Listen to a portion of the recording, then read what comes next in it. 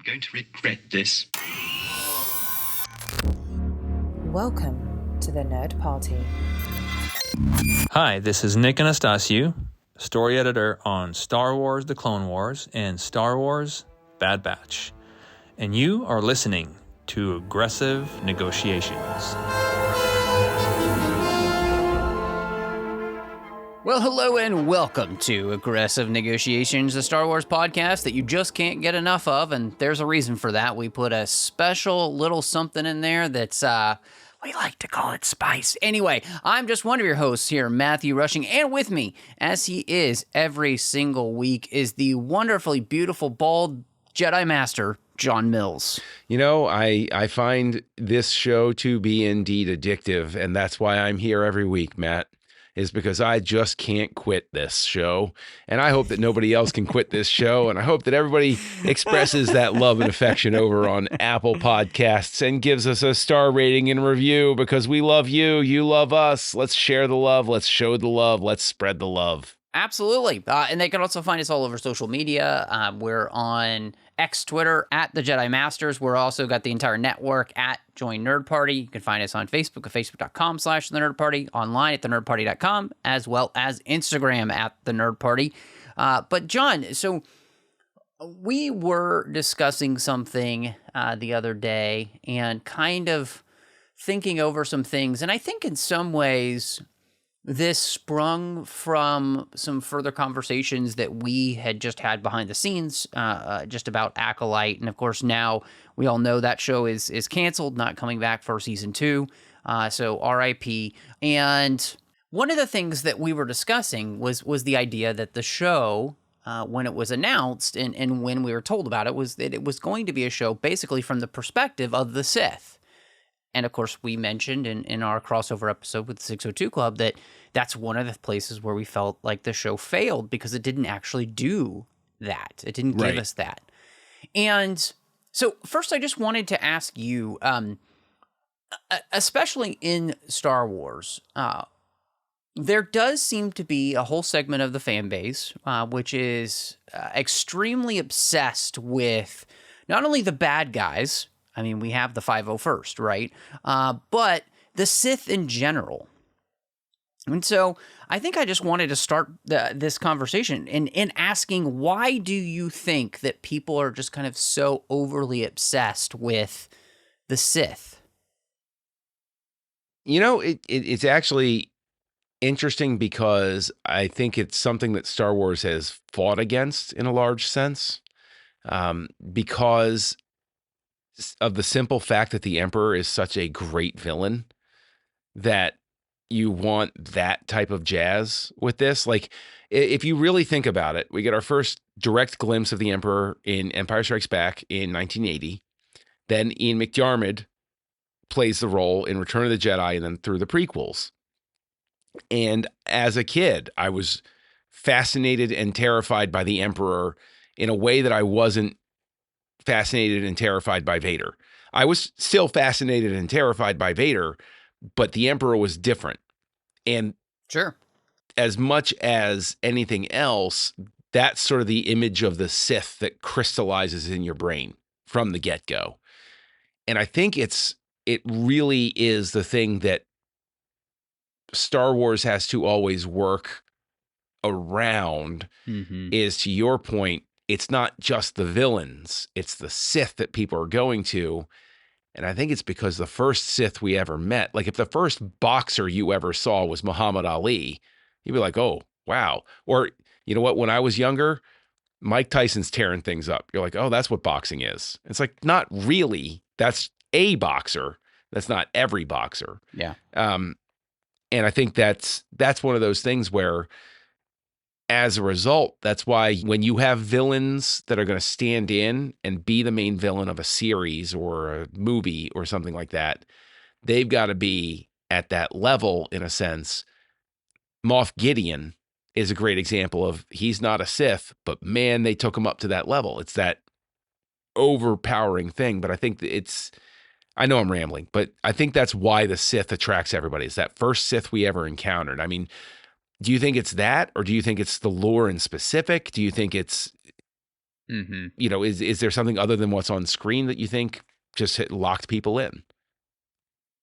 Yeah, I think that there is something that attracts people to the Sith, and I think in some ways it's the basest part of our human nature where we are obsessed with this idea of being able to kind of do whatever we want to do without any repercussions, and be able to give in to all of our passions and all of our desires without any repercussions, without anybody telling us that we're doing anything wrong or get on us, and in that way rule our own galaxy, our lives and how we want to live them. And so what I find so fascinating about that, and I think what makes this really interesting to me, because I love that you started with Palpatine, because I think one of the reasons that Palpatine is so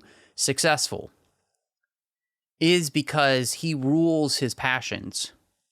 He is self-controlled to the nth degree, right? He is almost like he's a Sith, but he's like the Sith who have actually learned something, right? Which is that I can't just do whatever I want whenever I want it because I want it. If I want to try and actually control the entire galaxy, I'm going to have to play the game in front of everybody while everybody doesn't realize behind the scenes I'm playing a completely different game. Like, it's not overt. You can't be overt in that. And I think that's something so interesting, because I think a lot of the other especially Sith that we see, and I think this is where the acolyte kind of maybe goes wrong, is this whole idea of like trying to just live your own existence, your own truth, and like be whatever you want to be without any rules, and everything, and that's what gets those type of Sith in trouble. And so whereas again, Palpatine, who learned from his master Darth Plagueis, was apparently a completely different type of way, which is, again, the rule of two, right? You're not making a lot of waves because you're always behind the scenes. No, I like something you've hit on here with the word control when you're talking about Palpatine, but then you think about it also, is it Sith ambition and control? Their ambition is the long game, is to take everything over, to control everything.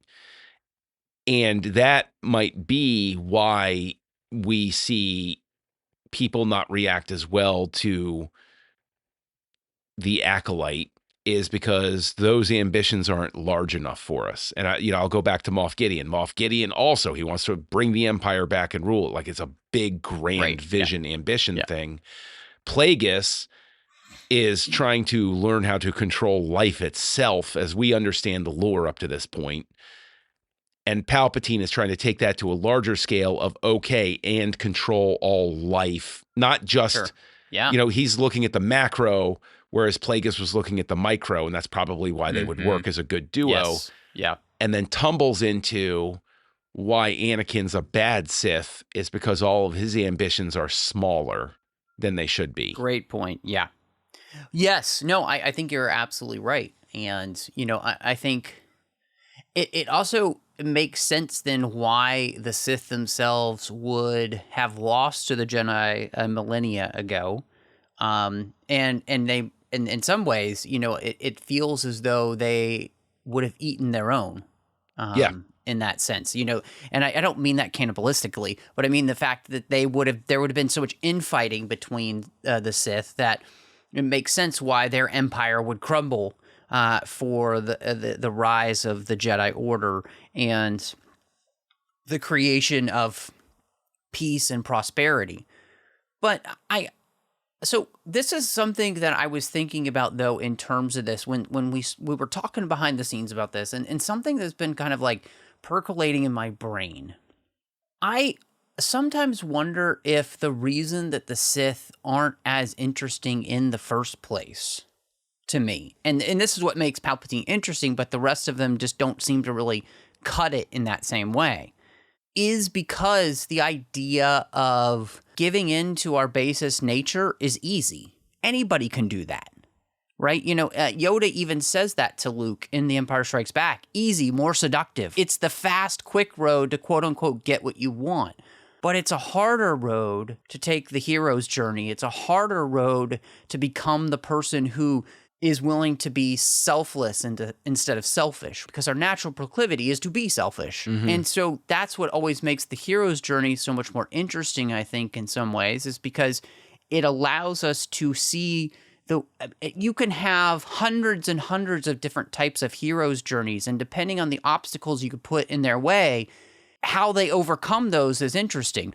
But maybe, and I'm just getting very philosophical in this, but it's like maybe one of the reasons that the Sith that we've seen that haven't been Palpatine are not quite as interesting is because they're just too close to us, in the sense that it's just we as human beings. Like it's not that exciting to just watch ourselves on screen in that way, because it's like, oh, anybody could kind of do that. Whereas what Palpatine does is like take his evil to the next level. Right. It's like a perversion of the hero's journey. Yes, where exactly. He learns discipline. He learns to well put. Bide his time, to make sacrifices, to be patient, to get what he wants.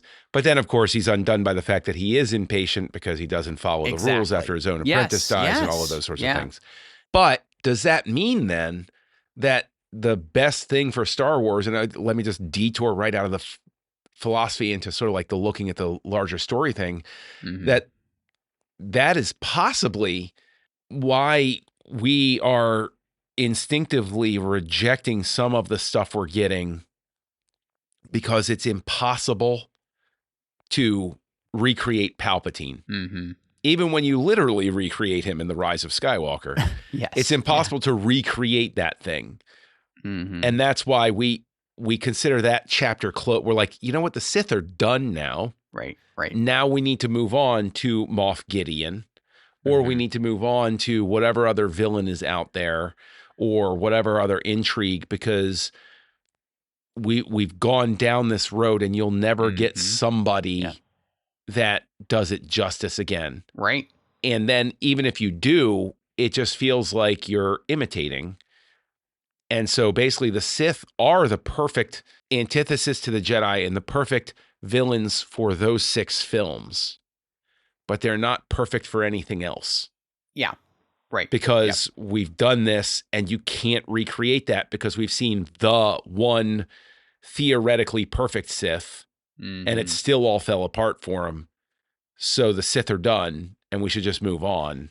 Right. Maybe I'm getting too into the weeds in that, because of course that restricts you in other ways, but. So I do like what you're saying there, because I do think it has merit, but I would say that, okay, one, a counter to that in the sense of how villains themselves can be interesting. I think that maybe that's one of the reasons that fans gravitated so much towards Thrawn and continue to, right?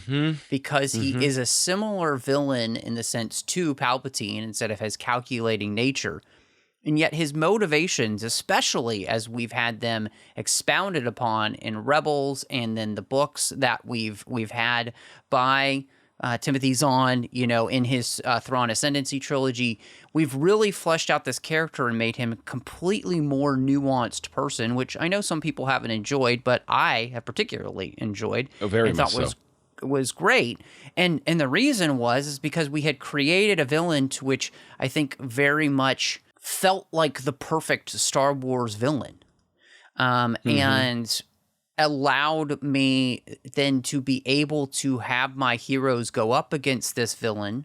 And it also made him interesting because he had clear motivations. You know, his whole goal is to see the Empire flourish, because he's using it as a shield against whatever's coming for his own people. And so he's calculating in the sense of willing to sacrifice whatever he needs to sacrifice for the protection of his own people. And to me, that's incredibly interesting. And it makes him a villain then worth paying attention to. And so I think that's one of the ways in which, when we're talking about you had like a Moff Gideon, which I felt like is somewhat similar, but then he has his own interesting proclivities Quirks, of trying yeah. to make himself force sensitive and all, which again, quite interesting, I think. Does a lot there for the storyline. But these are the villains to which I feel like are interesting, and it's because they're not just trying to, in some ways, recapture the old magic, but they're inserting a new sense of magic into the old magic, which makes it feel new and old all at the same time, which is exactly what all fans want, right? Yes. And but the thing is, and I know this is a detour as well, but the Sith are also about cheating the rules. Yes. They are, as much as I might say, oh, well, Palpatine exercised patience and everything, but then he has a core impatience. There's that switch in there. And when you're talking about Gideon, what I find really interesting as we tease this out is the Sith are about cheating their way to bigger power, which is exactly what Gideon does. And when you mentioned he's trying to clone Force-sensitive beings and those sorts of things, but also find a way to benefit himself, Palpatine does the same thing. Palpatine is impatient to learn the same trick that he unwittingly robbed of himself. And so he's trying to use science to cheat his way up to the top. Right. And to manipulate the Force and control it's all about that baseline control. Again, what's interesting is I think that's really where the villainy in Star Wars is interesting, because we also have Hemlock, same thing. Yes. Yep. The Jedi and heroes are about exerting control of self for the betterment of others. And then the Sith are the ultimate expression of what we would consider true evil, which is controlling others for the benefit of self. And so it's like that's what you need. That's why the Sith work so well. That's why the Sith are perfect for a mythological story like this, where magic is real in this galaxy. And so you have magic users. And so, control of self for better of others, or control of others for better of self, they're the exact mirror opposite of each other. Well, and this is why I do think, and again, I think one of the things that we've kind of been batting around as a possibility for the show is discussing the Plagueis book, right? Yeah, by James Luceno. And the Darth Bane books as well, and so kind of seeing that. Those characters and what they could bring to this type of discussion. And I think, one of the reasons, again, that Plagueis was interesting, right, is that, there was so much about him that then played into the story of Palpatine, and he is that type of villain, right? But he also has his differences, right? He's pursuing kind of different things. We get the sense that he's slightly more enamored with delving deeply into the dark side and what you can do with the dark side, that, the powers that some would consider to be unnatural. And that's kind of an interesting thing. Like, what can we do with this power if we mutilate it and we twist it in these terrible ways, and it creates, the problems that we, of course, then get. And we allude to, Anakin's birth, whether they caused it or it's a reaction by the Force or whatever, we don't know yet, really. And I don't know if we'll ever really truly answer that question, but. Well, hell, and we'll never know for sure whether Palpatine was even telling the truth, right? It's true. Whether, that exactly. Sort of thing. Although, you mentioned Luceno's book, and we toyed around with it. Maybe we're putting the gauntlet down for ourselves here. It's been many years since I read it. I remember enjoying it when I did. And I think it would be, we've done the Jedi Apprentice series on here. Yeah. And I wonder if maybe what we're setting ourselves up for here is maybe we need to do a reread of Darth Plagueis, and then read. I've never read the entire Darth Bane trilogy. So we're sitting here talking about the Sith. We're about to enter into spooky season. Are we queuing ourselves up for an aggressive negotiations book club moment here where we should all fire up our copies of Darth Plagueis? I definitely think that that should be coming there then in October, John, because again, I think that there is something so interesting about, to me, again, that this fascination that we have with villains, right? But I think that for me, it does really come back to the reason that I've never gravitated as much toward the villains in just about any story really is because they represent the easiest part of my nature to become. Mm-hmm. You know, I could recognize their villainy in myself, sadly, too many times, right? I'm not killing younglings, but you know what I'm saying, like that proclivity for selfishness, and it's the heroes who are able to overcome those things, to which I think then show me how to listen to the better angels of my nature. And that's the thing that I really appreciate about, Star Wars is too, I think, George's original 6 films plus the Clone Wars, the things we've seen in Rebels as well, very much, I think, deal with this. But putting those things aside to which we could easily gain for ourselves for the betterment of everyone else, plus ourselves at the same time,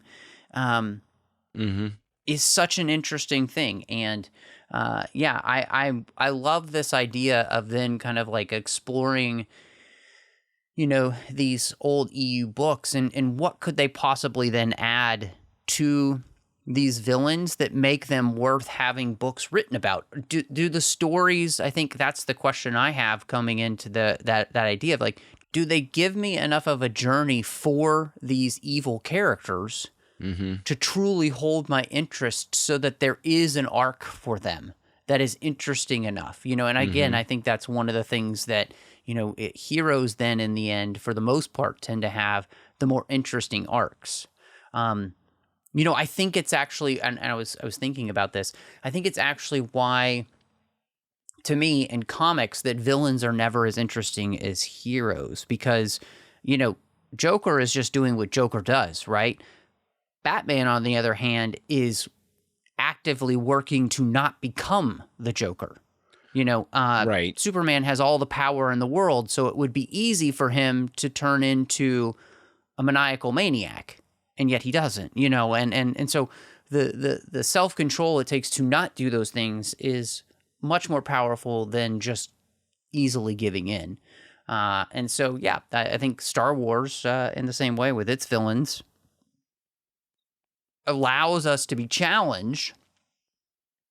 But the challenge is not their interestingness. The challenge is the way in which they help the hero complete their journey. That is interesting. And I think the thing is, it actually puts me in mind for another topic for another time, having to do with the hero's journey, because there's one aspect of the hero's journey that does involve going to the netherworld and coming back with a boon. Anakin falls, he dies, he comes back, he's resurrected by love, and we have the whole thing of like, well, maybe Luke really was, and that sort of thing. But which is interesting to me, because you say there that the villain, the arc isn't necessarily as interesting. I challenge that in the sense that there are heroes who, by not falling and coming back, but by gaining the knowledge without failure, have equally interesting journeys. And we can table that one for now. But additionally, yeah, it's a good question. To add some more stuff to this part of it, we know that Lucas, he admitted in interviews that somewhere in Palpatine's past, there was an unrequited love. We don't know the nature of the love story, but there was somebody he was in love with. So do you think that, given that none of that comes across in the films, is that an aspect of the villain character of this particular villain character of the Sith that you would want to see? We've seen it with Anakin. Would you want to see additional backstory on somebody like Palpatine to add that failed heroic journey? Like he's the hero that fell and never came back sort of thing? Or do you think that he is just perfect the way he is? And what we were talking about before, the Sith are done. Let's move on. Outside of, the occasional book or comic series or something or, exploration of a known time period. Sure. Framed within what we already know. See, and that's where I would say, okay, first, I think with the Palpatine thing of him having an unrequited love, like the idea that unlike Anakin, he could not woo the girl and get the girl, and that maybe, and he's responsible for her death, because he, in some way or something, and that's what snaps him and finally makes the complete turn. That could be all good and interesting. I think that's great. I actually think that this is one of the reasons why Darth Maul turns into that more sympathetic character, and his arc is incredibly interesting because you have the character who in some ways was like Anakin, who is taken away, created as this weapon to be pointed at things. And in that, it has him just searching for acceptance. It has him searching for his master to care about him, right? And so it's this terrible father figure storyline that he never gets, and then it comes about like proving to his father figure that he's worthy of being cared about always, which is a very interesting storyline again, because what does it play into? It's playing into the father storylines that Star Wars is rife with, right? And the ways in which bad father figures can destroy a person and good father figures can redeem a person or make a person be the best version of themselves. And so, that's a place where I think we have a Sith-like character and they become more interesting. And then you have the mirror version of that with Asajj Ventress, right? Who finds her way out of that where Maul never can. So again, the beauty of this is that we've seen this can actually be done well, right? The Sith don't have to be characters we don't use anymore, but they have to be done in a way that feels compelling, but gives them a journey to which makes it actually rewarding to watch and to be invested in, because you're either invested in, wouldn't it be interesting if Darth Maul could find his way around, but he never can. He's like Sisyphus, who's pushing that boulder up the hill, and it just keeps rolling down on him, right? Asajj is the character who just decides, you know what? Screw this boulder. I'm not going to bother pushing anymore. Yeah, exactly. I don't have to push this boulder. Which, to get back to the father thing you're talking about, is triggered by the fact that she's betrayed by her father figure. Exactly. Her bad dad. Yes. Which, Maul is too, but he still can't get over the fact that he wants to earn that respect. So, whereas Asajj is able to say, I don't care about I don't need it. So if you think about it, Palpatine is the only successful Sith we ever encounter. Yes. He's the only one who ever managed to kill his master and ascend. Exactly. Isn't that fascinating in and of itself? And at least, I mean, again, I guess we'll read the Plagueis book, the Darth Bane books at some point as well here in the coming months. And so maybe there's a way in which those characters are able to do some of those type of things. But I think you're right. The Sith themselves are a exercise in futility, really. Yeah. And I think, and I think this is the interesting thing too. That's kind of Lucas's point, right? Lucas' whole point for creating Star Wars from the beginning, he said it in some of those original interviews, is to say that life generally goes better when you live it for others. When you there's a good, there's a bad, and when you choose the good instead of the bad, life just generally goes better. He's basically creating modern proverbs for kids to watch, and that's what makes this so interesting, right? And that's why, again, the Sith characters, they fit somewhere in that. So they have to be interesting enough of a proverb to want to watch and not just be kind of our sick wish fulfillment is human beings of like, oh, I could just do whatever I want and get away with it. And like, that's not the point of the Sith in the storyline. And maybe that's where the ones that have been successful on screen have been so successful because they realize, and they, George, of course, knew from the beginning, that's not the point of this type of character.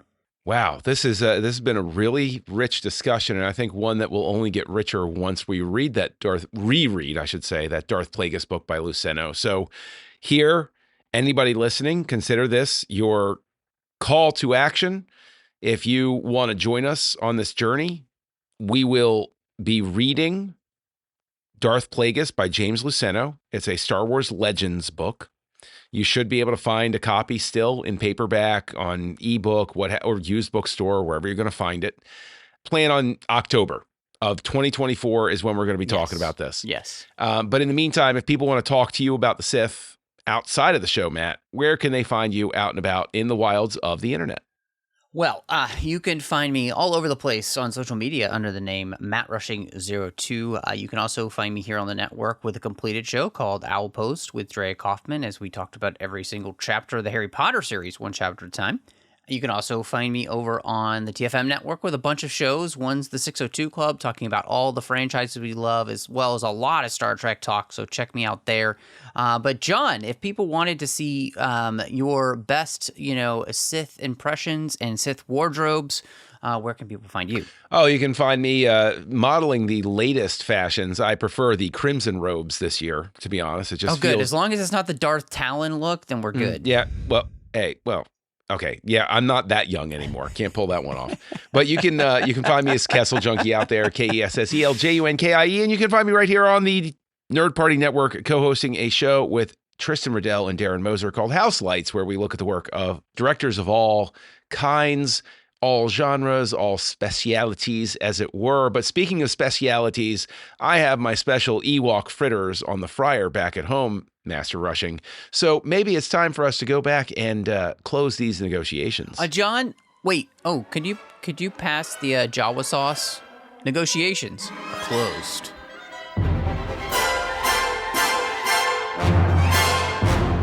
Join the revolution.